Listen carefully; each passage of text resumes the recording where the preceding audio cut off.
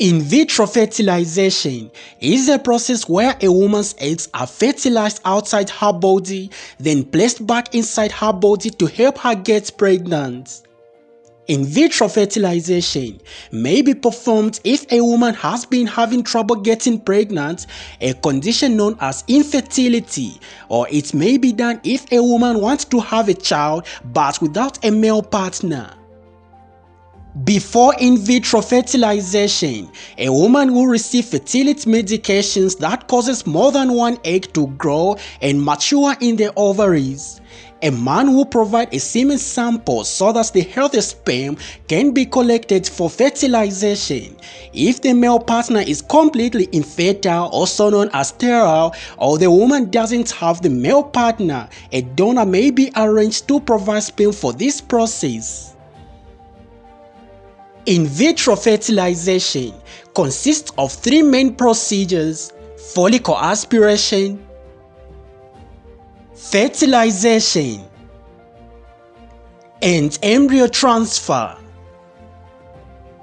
During the first procedure called follicle aspiration, eggs will be harvested from the ovaries.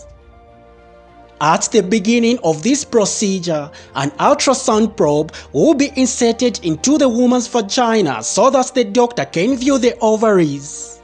Inside the ovaries, the doctor will look for follicles. Each follicle is a fluid-filled sac that contains an egg. Then, the doctor will insert a long thin needle into and through the wall of the vagina and guide it to the ovary. A suction device connected to the needle will collect several eggs from inside their follicles. During the second part of in vitro fertilization called fertilization, the collected eggs will be taken immediately to a laboratory where they will be fertilized. Fertilization may be performed by insemination, where several sperm are mixed with healthiest eggs.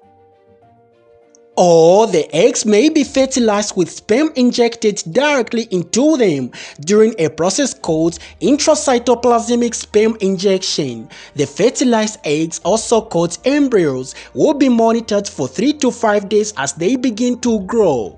At this time, the lab tech creates a hole in the zona pellucida surrounding some of the embryos. This process called assisted hatching will help this embryo implant in the uterus. Some of the embryos will be used right away for embryo transfer, and the rest will be frozen and stored for future use if necessary. The third part of in vitro fertilization is called embryo transfer, which is done 3 to 5 days after fertilization.